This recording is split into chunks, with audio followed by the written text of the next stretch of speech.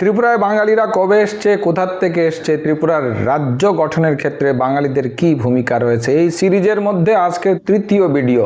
নমস্কার সবাইকে, welcome to my channel history IQ. তাহলে আজকে আর দেরি না করে আলোচনা করব ব্রিটিশ শাসন, জমিদারি, অর্থনীতি ও দেশভাগের পরে জনসংখ্যাগত পরিবর্তন এবং ত্রিপুরার রাজ্যের ক্ষেত্রে কি প্রভাব তৈরি করেছে।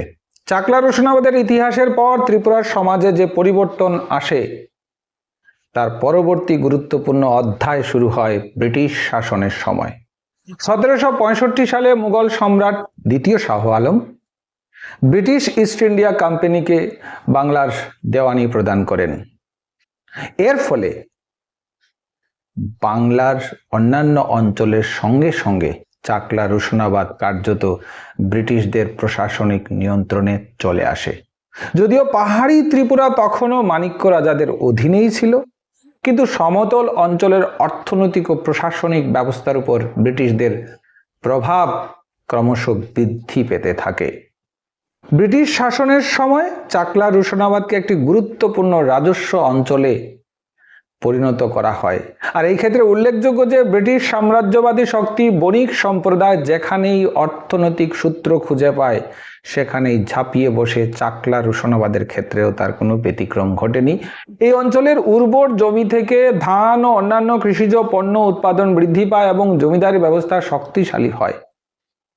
জমিদার, তালুকদার, মধ্যস্বত্ব ভোগীদের মাধ্যমে রাজস্ব আদায়ের একটি জটিল কাঠামো তৈরি হয়। এই ব্যবস্থার কেন্দ্রবিন্দুতে ছিল বাঙালি কৃষক ও জমিদার সমাজ, যারা সমতল অঞ্চলের কৃষি অর্থনীতিকে পরিচালনা করত।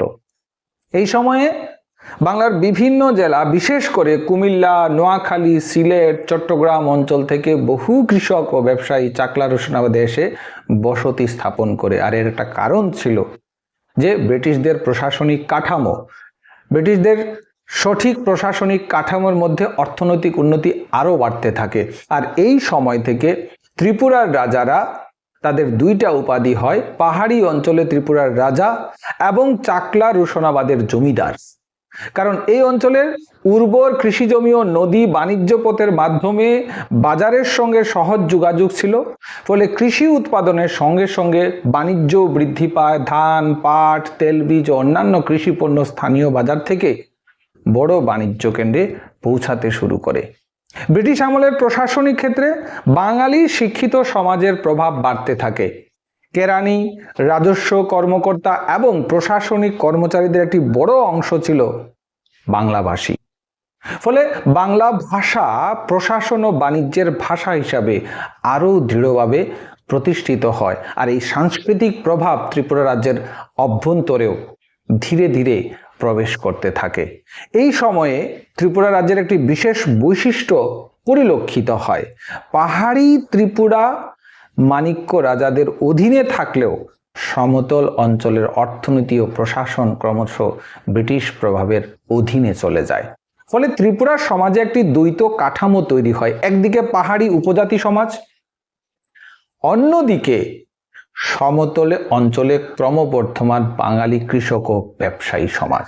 এই দীর্ঘ ঐতিহাসিক প্রক্রিয়ার ফলে ত্রিপুরার সমতল অঞ্চলে বাঙালি জনসংখ্যা ক্রমশ বৃদ্ধি পেতে থাকে। তবে সবচেয়ে বড় পরিবর্তন আসে 1947 সালের দেশভাগের পর। ভারত ভাগ হয়ে গেলে পূর্ববঙ্গ পাকিস্তানের অংশ হয়ে যায়, যেটাকে বলি আমরা পূর্ব পাকিস্তান। আর এই সময় সাম্প্রদায়িক অস্থিরতা, রাজনৈতিক অনিশ্চয়তা এবং নিরাপত্তাহীনতার কারণে বিপুল সংখ্যক হিন্দু বাঙালি পূর্ব পাকিস্তান থেকে ভারতে চলে আসতে শুরু করে। ভৌগোলিকভাবে কাছাকাছি হওয়ার কারণে ত্রিপুরা এই উদ্বাস্তুদের একটি প্রধান আশ্রয়স্থল হয়ে ওঠে।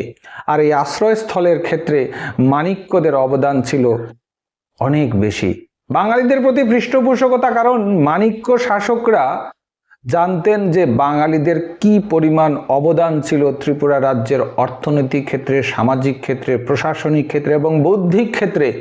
হাজার হাজার পরিবার সীমান্ত পেরিয়ে ত্রিপুরা এসে বসবাস শুরু করে। তারা প্রথমে অস্থায়ী শিবিরে আশ্রয় নেয়, পরে ধীরে ধীরে বিভিন্ন অঞ্চলে স্থায়ী বসতি গড়ে তোলে। এই উদ্বাস্তু আগমনের ফলে ত্রিপুরার জনসংখ্যা কাঠামোগত পরিবর্তন পরিলক্ষিত হয়, যেটাকে বলা হয় দ্রুত কাঠামোগত পরিবর্তন। যে রাজ্যে আগে উপজাতি জনগোষ্ঠীর সংখ্যা গরিষ্ঠ ছিল, সেখানে কয়েক দশকের মধ্যে বাঙালিরা সংখ্যা গরিষ্ঠ হয়ে ওঠে এবং এইখান থেকে শুরু হয় ত্রিপুরার যুগ সন্ধিক্ষণের পর্যায়। এই পরিবর্তনের ফলে ত্রিপুরার সমাজ ও রাজনীতিতে নতুন বাস্তবতার সৃষ্টি হয়। একদিকে উদ্বাস্তু বাঙালি নতুন জীবন শুরু করার জন্য সংগ্রাম চালিয়ে যাচ্ছিল, আর অন্যদিকে উপজাতি সমাজের মধ্যে নিজেদের ভূমি ও সাংস্কৃতিক পরিচয় নিয়ে উদ্বেগ সৃষ্টি হয়েছিল। এই পরিস্থিতি ত্রিপুরার রাজনৈতিক ও ইতিহাসের ধারাকে নতুন পথে নিয়ে যায়। তবে এটাও সত্য যে ত্রিপুরার ইতিহাসে বাঙালিদের উপস্থিতি শুধুমাত্র দেশভাগের ফলেই হয়নি।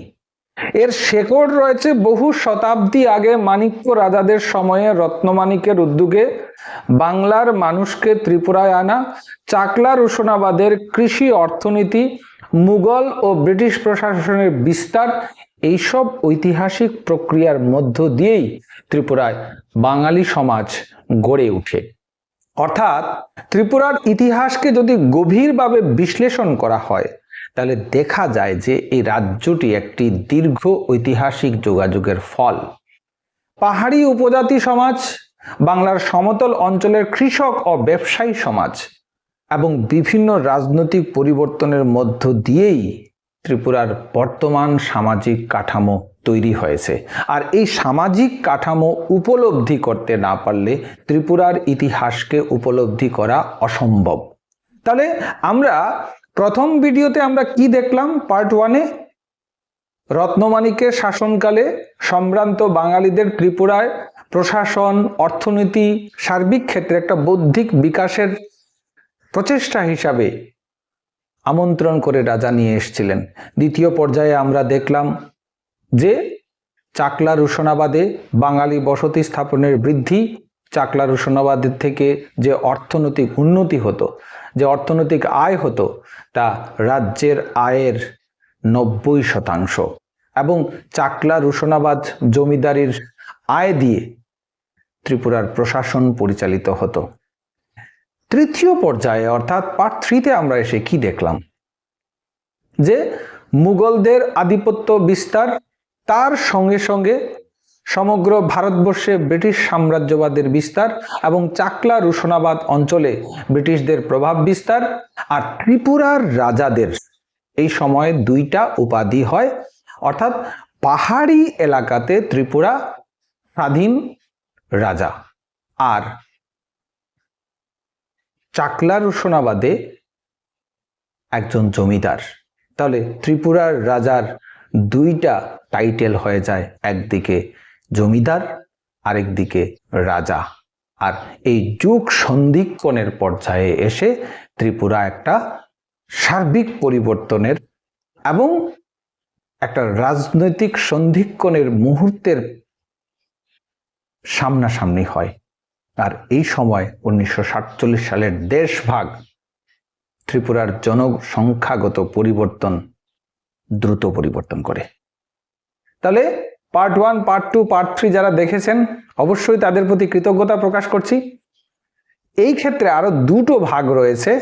যদি এই পুরো প্রক্রিয়াটাকে আমাদের জানতে হয়, তাহলে সবগুলি ভিডিও দেখার আমন্ত্রণ রইল।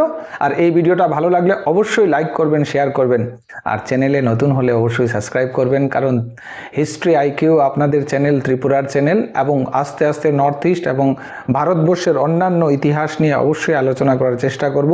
থাকবে বিশ্ব ইতিহাসের বিভিন্ন প্রেক্ষিত। তাহলে সবাই ভালো থাকবেন। জয় হিন্দ, বন্দে মাতরম, নমস্কার।